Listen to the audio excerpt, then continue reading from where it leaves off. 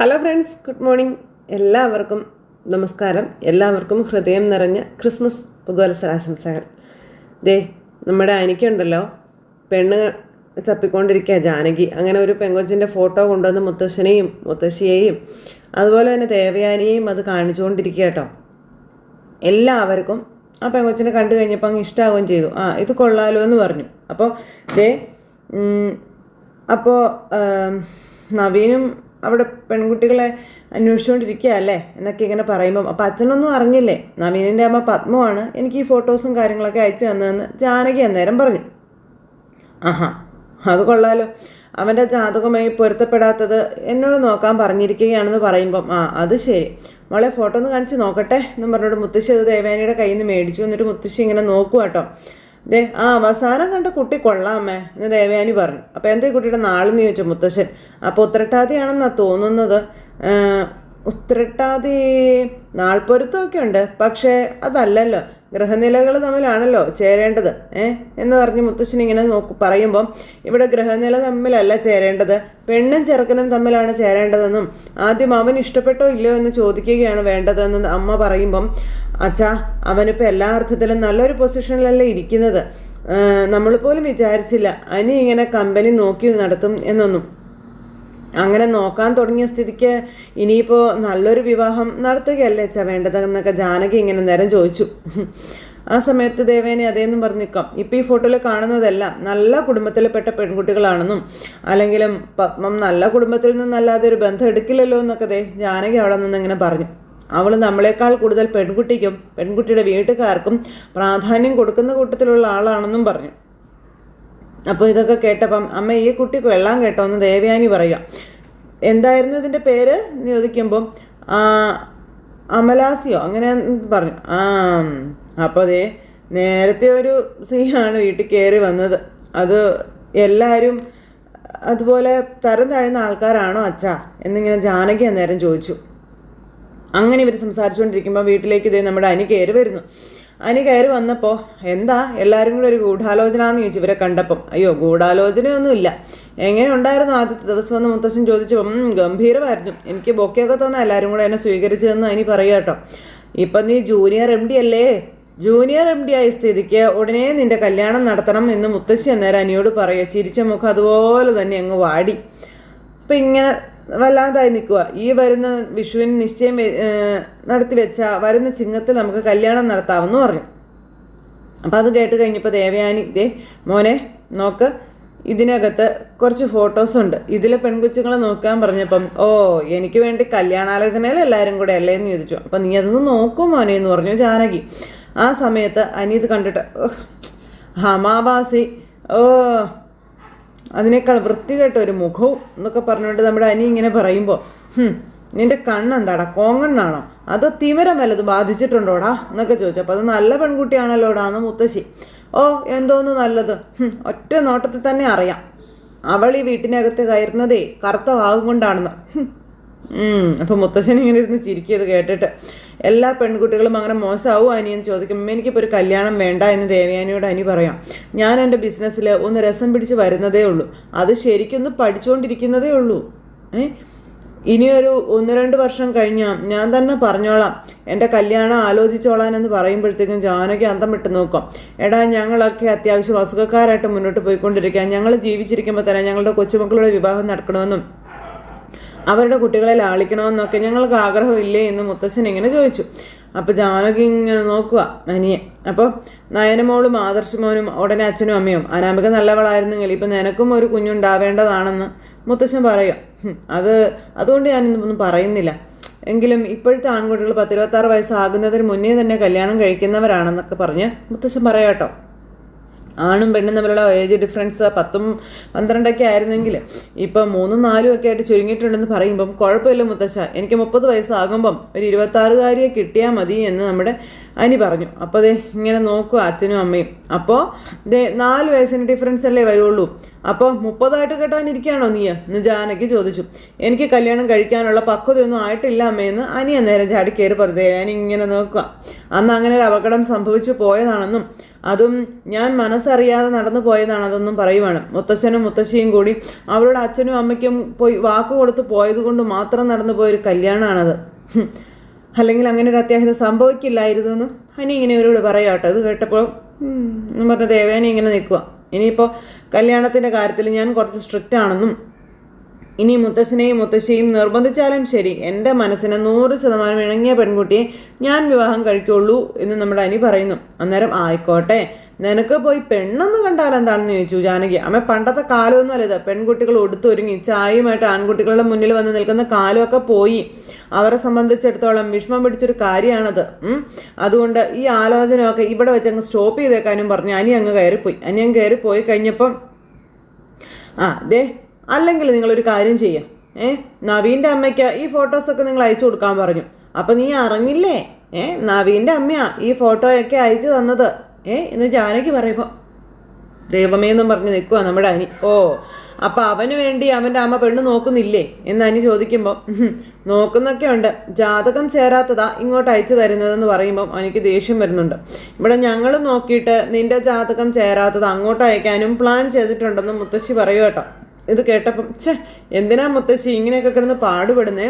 ഒരു കല്യാണം കൊണ്ട് തന്നെ എൻ്റെ മനോനില മൊത്തത്തിൽ തകർന്നു പോയതാണെന്നും ഇനിയും അതിലേക്ക് എന്നെ കാര്യങ്ങൾ വലിച്ചഴിക്കണമെന്ന് ചോദിക്കുക. അതാണെങ്കിൽ ഡിവോഴ്സ് ആയിട്ടുള്ള അതൊന്നും കഴിയട്ടെ, എന്നിട്ട് നമുക്ക് സാവകാശം വിവാഹത്തെ പറ്റിയൊക്കെ ചിന്തിക്കാം എന്നും പറഞ്ഞുകൊണ്ട് അനി ഇങ്ങനെ അവിടെ നിന്ന് പറയാം. ദേവയാനിക്ക് കാര്യം മനസ്സിലായി. ദേവയാനിയാണെങ്കിൽ ഇങ്ങനെ നോക്കി ഒരു ചിരിയും ചിരിച്ചിങ്ങനെ നിൽക്കുന്നു. അനി അന്നേരം അകത്തേക്ക് കയറി പോവുകയും ചെയ്തു. അനി അങ്ങ് കയറി പോയി കഴിഞ്ഞപ്പം ഇപ്പോഴും അവൻ്റെ മനസ്സിൽ നന്ദു ആണോ എന്ന് എനിക്ക് സംശയമുണ്ടെന്ന് ദേവയാനി അന്നേരം പറഞ്ഞു. ആദ്യമായിട്ട് പ്രേമിച്ച പെൺകുട്ടിയല്ലേ, തിരിച്ചും അത് അങ്ങനെ തന്നെയാണല്ലോ, അവർക്കും മറക്കാനേ സമയമെടുക്കും എന്ന് പറഞ്ഞു മുത്തശ്ശൻ. അപ്പം മറന്നേ പറ്റത്തുള്ളൂ അച്ഛാ എന്ന് ജാനകി അന്നേരം പറയാം. 2 പെൺകുട്ടികൾക്ക് പിന്നാലെ 3ാമതൊരാൾ കൂടി ഇങ്ങോട്ട് വരുന്നത് ശരിയാണോ എന്ന് ജാനകി ചോദിക്കും കേട്ടോ.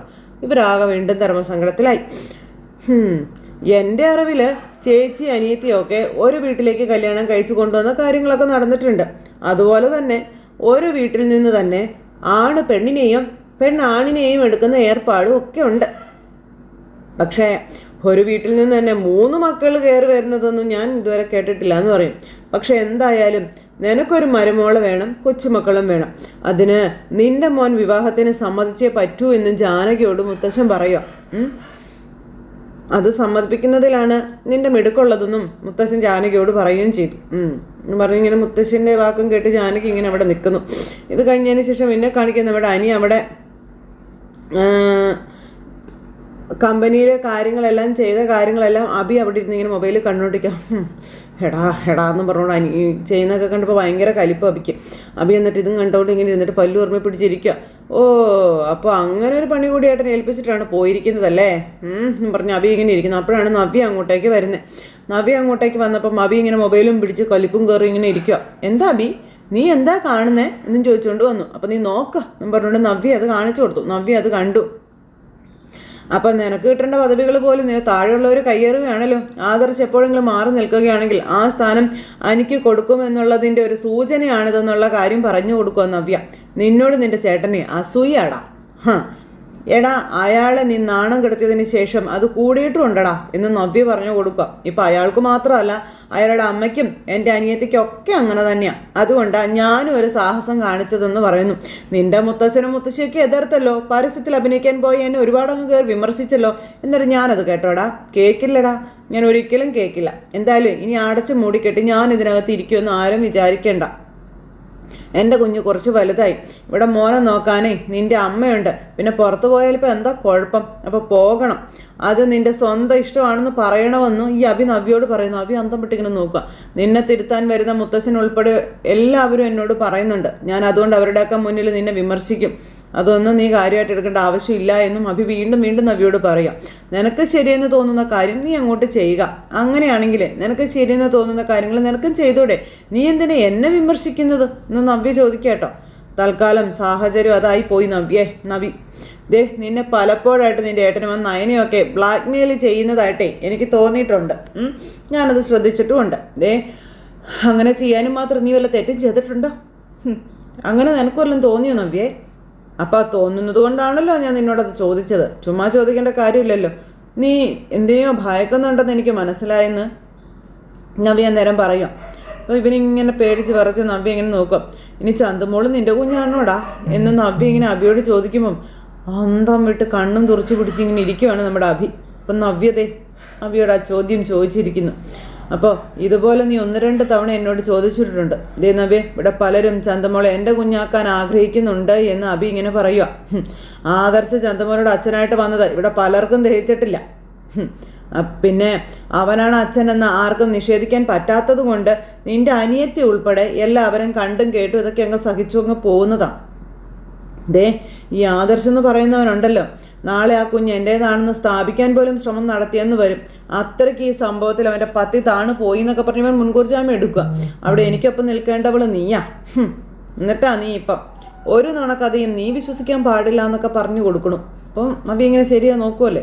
അപ്പോൾ ആടിനെ പട്ടിയാക്കാൻ കഴിവും പ്രാപ്തിയുള്ളവരായി വീട്ടിലുള്ളവർ. എൻ്റെ മുത്തശ്ശൻ ഉൾപ്പെടെയുള്ളവരുടെ കാര്യമോ ഞാൻ ഈ പറഞ്ഞുകൊണ്ടിരിക്കുന്നത്, മനസ്സിലായോ?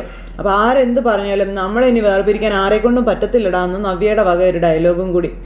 ഇനിയിപ്പോൾ നിൻ്റെ ആദർശേട്ടനും അനിയും നിനക്ക് തരുന്ന തിരിച്ചടിയൊന്നും നീ കാര്യമാക്കേണ്ട ആവശ്യമില്ല എന്നും നവ്യ പറയണു. പിന്നെ ദേ നമുക്കൊരു സമയം വരുന്നുണ്ട്. മൂർത്തീസ് ജ്വല്ലറിയുടെ എതിരാളികളാ AM ജ്വല്ലേഴ്സ്.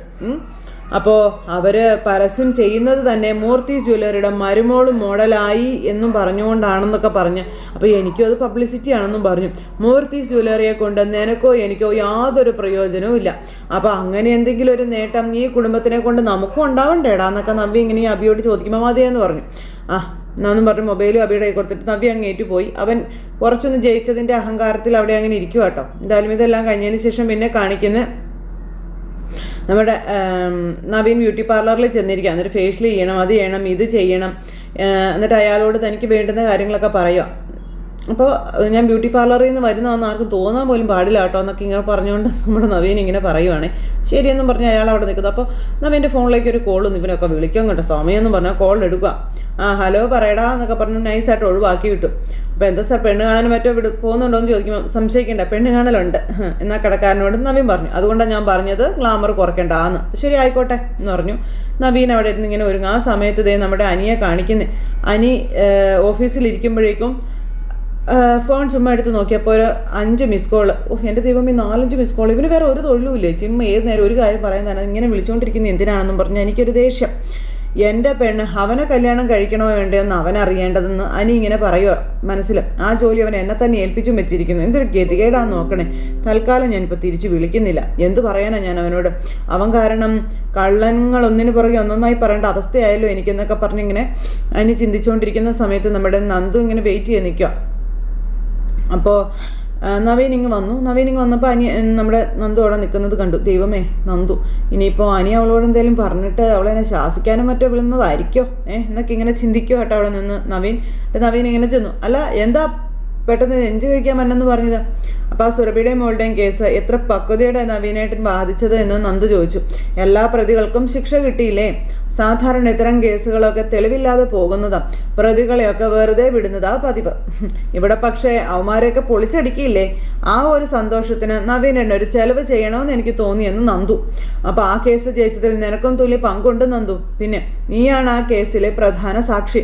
പക്ഷേ സൂക്ഷിക്കണം കേട്ടോ, അതിലെ പ്രതികളുടെ ബന്ധുക്കളും ക്രിമിനൽസ് ആണെന്നും അവന്മാരെയൊക്കെ നമുക്ക് ഇരുട്ടടി തരുമെന്നും പറയാൻ പറ്റത്തില്ല കേട്ടോ എന്നൊക്കെ പറയുമ്പം അത്തരം പേടിയൊന്നും എനിക്കില്ല നവീനേട്ടാ.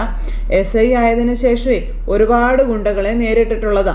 അതിനു മുൻപും അത്രക്കാരെയൊക്കെ അത്യാവശ്യം ഞാൻ കൈകാര്യം ചെയ്തിട്ടുണ്ടെന്ന് പറയുമ്പം അതെനിക്ക് അറിയാമല്ലോ നന്ദു. എന്നാ എന്നും പറഞ്ഞ 2 പേരും കൂടി ലഞ്ച് കഴിക്കാൻ പോയിരിക്കുന്നു. അപ്പോൾ അനിയുടെ കാര്യം ചോദിച്ചപ്പം ഇപ്പോൾ ആദർശേട്ടൻ ഇവിടെ ഇല്ലാത്തത് കൊണ്ട് എല്ലാം ഇപ്പോൾ അവൻ്റെ തലയിലാണെന്നും പറഞ്ഞ് നമ്മുടെ നന്ദു ഇങ്ങനെ പറയാം. ഞാൻ ഇങ്ങോട്ട് വരുന്നതിന് മുൻപ് അവനെ ഒന്ന് വിളിച്ചായിരുന്നു, പക്ഷെ അവനെ എടുത്തില്ല എന്ന് പറഞ്ഞു. അപ്പോൾ അത് തന്നെയാണ് ഞാനും പറഞ്ഞത്, അവന് തിരക്കാണെന്ന്. അല്ല, അവൻ നന്ദുവിനോട് പ്രത്യേകിച്ചൊന്നും പറഞ്ഞില്ലല്ലോ അല്ലേന്ന് ചോദിച്ചപ്പം അപ്പോൾ എന്ത് പറയാനാ? അല്ല, എന്നെപ്പറ്റി എന്തെങ്കിലും പറഞ്ഞായിരുന്നോ എന്ന് ചോദിച്ചു. അപ്പം അങ്ങനെ പ്രത്യേകിച്ചൊന്നും പറഞ്ഞില്ല കേട്ടോ. പിന്നെ പറഞ്ഞു അപ്പോഴത്തേക്കും എന്താ നവീനേട്ടൻ്റെ കല്യാണക്കാര്യം പറഞ്ഞു എന്ന് പറയുമ്പോഴത്തേക്കും ഇങ്ങനെ നോക്കാം. അതെപ്പോഴും പറയാറുണ്ട് കേട്ടോ. പിന്നെ വീട്ടിൽ ആലോചനകളൊക്കെ തകൃതിയായിട്ട് നടക്കുക. പക്ഷെ എൻ്റെ ടേസ്റ്റിന് ഇഷ്ടപ്പെട്ടതൊന്നും ഇതുവരെ വന്നിട്ടില്ല. അപ്പോൾ നവീനേട്ടൻ്റെ മനസ്സിൽ ആരോ ഉണ്ടെന്ന് പറഞ്ഞിരുന്നല്ലോ. ഉണ്ട്. അതൊരു പോലീസ് ഓഫീസറാണല്ലേ, അപ്പോൾ എന്നെപ്പോലെ തൻ്റെ ഉള്ള ആളാണോ എന്ന് നന്ദു ചോദിക്കുമ്പം നന്ദുവിനെ പോലെയല്ല, നന്ദു തന്നെയാണ് എന്നിങ്ങനെ പറയുമ്പം അപ്പം അത് ശരി, എന്നാൽ പിന്നെ അവളെ കെട്ടാത്തതാ നല്ലത് കേട്ടോ എന്ന് നന്ദു പറഞ്ഞു. അതെന്താന്ന് ചോദിച്ചു. അല്ല, എന്നെപ്പോലെ ഒരാളാണെങ്കിലേ നവീനേട്ടൻ്റെ അമ്മയുമായിട്ട് എങ്ങനെ ഒത്തുപോകാനാണെന്ന് നമ്മുടെ നന്ദു ചോദിച്ചു. അപ്പോഴത്തേക്കും നമ്മുടെ നവീൻ ഇങ്ങനെ ആകെ വല്ലാണ്ടായി. പിന്നെ തൻ്റെ ഇടത്തിന് കയ്യും കാലും വെച്ച് നടക്കുന്ന കൂട്ടത്തില എന്നെ പോലുള്ള പെൺകുട്ടികളൊക്കെ എന്ന് പറയുമ്പം ഇന്നത്തെ കാലത്ത് ഏത് പെൺകുട്ടിക്കാണ് നന്ദു തൻ്റെ ഇടം ഇല്ലാത്തത് എന്ന് നവീൻ ചോദിക്കും കേട്ടോ നേരം. പിന്നെ അമ്മയും ഒരു സ്ത്രീയാണല്ലോ, പെൺകുട്ടികൾക്ക് ധൈര്യം വേണം, തൻ്റെ ഇടം വേണം എന്നൊക്കെ സ്ത്രീകൾ തന്നെയാണ് സദാസമയം പറഞ്ഞുകൊണ്ടിരിക്കുന്നതെന്ന് പറയുമ്പോൾ എന്നിട്ട് കല്യാണത്തിൻ്റെ കാര്യം വരുമ്പം ഇതേ സ്ത്രീകൾ തന്നെ പറയും അടക്കവും ഒതുക്കവും ഉള്ള പെൺകുട്ടികൾ വേണമെന്ന്. അതെങ്ങനെ ശരിയാവുന്നത്? ആണുങ്ങളല്ല ഇക്കാര്യത്തിൽ വാശി പിടിക്കുന്നത്, വീട്ടിലിരിക്കുന്ന അമ്മമാർ തന്നെയാണ്. ഇതൊക്കെ ഇനി ഏത് കാലത്ത് മാറി ചിന്തിക്കുമോ എന്തോ എന്നൊക്കെ പറഞ്ഞുകൊണ്ട് ഇങ്ങനെ നമ്മുടെ നന്ദുവിനോട് നവീൻ പറഞ്ഞു. അപ്പോഴേക്കും അവിടുത്തെ വെയിറ്റർ വന്നു, കഴിക്കാൻ വേണ്ടതൊക്കെ പറഞ്ഞു. അങ്ങനെ അവർ രണ്ടുപേരും ഇരിക്കാം. എന്തായാലും അനിയുടെ കാര്യങ്ങൾ പറയുക. അപ്പോൾ അനി തൽക്കാലത്തേക്കാണെങ്കിലും ഇപ്പോൾ MD സ്ഥാനം ഏറ്റെടുത്തതിന് അവനോട് ഒരു പാർട്ടി നടത്തണമെന്ന് ഞാൻ പറഞ്ഞിട്ടുണ്ടെന്നൊക്കെ നന്ദു ഇങ്ങനെ നവീനോട് പറയാം. അപ്പോൾ അത് നമുക്ക് അടിപൊളിയാക്കാമെന്ന് നവീൻ ഇങ്ങനെ നന്ദുവിനോട് പറഞ്ഞു. പിന്നെ അവൻ്റെ ഡിവോഴ്സ് ഉടനെ നടക്കുമല്ലോ അല്ലേ എന്ന് നന്ദു ചോദിക്കാം കേട്ടോ. ഇനി അതിന് വലിയ പ്രയാസവും കാര്യങ്ങളൊന്നും ഉണ്ടാവില്ല എന്ന് നവീൻ പറയുന്നു. അത് കഴിഞ്ഞിട്ട് അവന് നല്ലൊരു പെൺകുട്ടിയെ നമുക്ക് കണ്ടുപിടിച്ച് കൊടുക്കണമെന്നും നവീൻ പറയുക. അപ്പം അവനിനി പെട്ടെന്ന് മറ്റൊരു കല്യാണത്തിന് സമ്മതിക്കുമെന്നൊന്നും എനിക്ക് തോന്നുന്നില്ല എന്ന് നന്ദു പറയുമ്പോൾ ശരിയാ, അവൻ ചൂടുവെള്ളത്തിൽ വീണ പൂച്ചയാണല്ലോ, അതൊക്കെ അവിടെ നിൽക്കട്ടെ. അല്ല, നന്ദു ആരെയെങ്കിലും പ്രേമിക്കുന്നുണ്ടോ എന്ന് ചോദിക്കുമ്പോൾ കൊള്ളാം, ഇതിനു മുൻപും ഇതേ ചോദ്യം നവീനേട്ടൻ എന്നോട് ചോദിച്ചിട്ടുണ്ടായിരുന്നല്ലോ എന്ന് നന്ദു പറയുമ്പം അല്ല, അങ്ങനെ ചോദിക്കുന്നതിൽ എന്തെങ്കിലും കുഴപ്പമുണ്ടോ? ആ നവീനേട്ടൻ്റെ മനസ്സിലുള്ള പെൺകുട്ടിയെക്കുറിച്ച് നവീനേട്ടൻ പറയുന്നില്ലല്ലോ. അപ്പോൾ എനിക്ക് ഇനി ഒരു പ്രേമമുണ്ടെങ്കിൽ ആ പയ്യൻ ആരാണെന്ന് നവീനേട്ടനും അറിയണ്ട എന്ന് നമ്മുടെ നന്ദു പറഞ്ഞു. അപ്പോൾ പ്രേമമുണ്ടല്ലേ എന്ന് നവീൻ ചോദിച്ചു. അപ്പോൾ അങ്ങനെയൊന്നുമില്ല, എനിക്ക് പ്രേമിക്കാൻ പറ്റിയ പയ്യന്മാരെയൊന്നും ഞാൻ ഇതുവരെ കണ്ടെത്തിയിട്ടില്ല എന്ന് നന്ദു പറഞ്ഞപ്പോഴാണ് നവീൻ എന്ന ശ്വാസം നേരെ വീണത്. പിന്നെ എനിക്ക് നല്ല ഫ്രണ്ട്സുണ്ട്, അതിലേറ്റവും നല്ല ഫ്രണ്ടാണ് അനി എന്ന് പറയുമ്പോൾ അവനും ഞാനും തമ്മിൽ ചർച്ച ചെയ്യാത്തതായിട്ടേ ഒന്നുമില്ലാന്നും പിന്നെ എൻ്റെ ബെസ്റ്റ് ഫ്രണ്ട് അവൻ എന്നൊക്കെ ഇങ്ങനെ പറയുമ്പം എടാ സുഹൃത്തേ, എന്നിട്ട് നീ എന്താടാ എൻ്റെ കാര്യമൊന്നും കരക്കടുപ്പിക്കാത്തത് എന്നും പറഞ്ഞുകൊണ്ട് നമ്മുടെ നവീൻ ഇങ്ങനെ അവിടെ ഇരിക്കുക. പാവം അനി ഇതൊന്നും അറിയാതെ അവിടെ ഓഫീസിലിരിക്കുക കേട്ടോ. ഈ പാവം വിളിച്ചിട്ട് ഞാൻ തിരിച്ചു വിളിച്ചില്ലെങ്കിൽ എൻ്റെ പൊന്നെ വട്ട് കയറിയിട്ട് അവളെ എങ്ങാനും വിളിച്ച് ആകെ കൊളാവുമല്ലോ എന്നും പറഞ്ഞ് തിരിച്ചു വിളിക്കാം എന്നും പറഞ്ഞിട്ട് അനി ഫോൺ എടുത്ത് വിളിക്കാം. അപ്പോൾ അനി വിളിക്കുന്നുണ്ടല്ലോ എന്ന് പറഞ്ഞു നന്ദുവിനോട് നവീൻ. ഹലോ, എന്താടാ ഞാൻ വിളിച്ചിട്ട് എടുക്കാത്തതെന്ന് ചോദിക്കുമ്പം അത് പിന്നെ എടാ ഞാൻ നല്ല തിരക്കിലായിപ്പോയടാ, നിന്റെ ഒടുക്കത്തെ തിരക്കിനെ പറ്റി നന്ദു പറഞ്ഞുകൊണ്ടിരിക്കുകയായിരുന്നു എന്ന് പറയുമ്പം നന്ദുവിൻ്റെ അടുത്തുണ്ടോ നീ എന്ന് ചോദിക്കുമ്പം അതിനല്ലേ ഞാൻ നിന്നെ വിളിച്ചതെന്ന് നവീൻ. ഒരു കേസ് ജയിച്ചതിൻ്റെ ചിലവ് ചെയ്യാൻ എനിക്ക് നന്ദു ഇന്ന് ലഞ്ച് അവളുടെ വകയാ എന്നും പറഞ്ഞുകൊണ്ട് ഇങ്ങനെ ഇവർ തമ്മിൽ സംസാരിച്ചുകൊണ്ട് ഇങ്ങനെ ഇരിക്കുന്നിടത്ത് പാവം നമ്മുടെ അനി ഞെട്ടിത്തകർന്ന് തരിപ്പണമായിരിക്കുന്നത് കാണിച്ചുകൊണ്ട് ഇന്നത്തെ കഥ അവസാനിച്ചു. അപ്പോൾ എല്ലാവരും കാത്തിരുന്ന് കാണണം കേട്ടോ. എല്ലാവർക്കും നല്ലൊരു ദിവസം ആശംസിക്കുകയാണേ. ടാറ്റാ.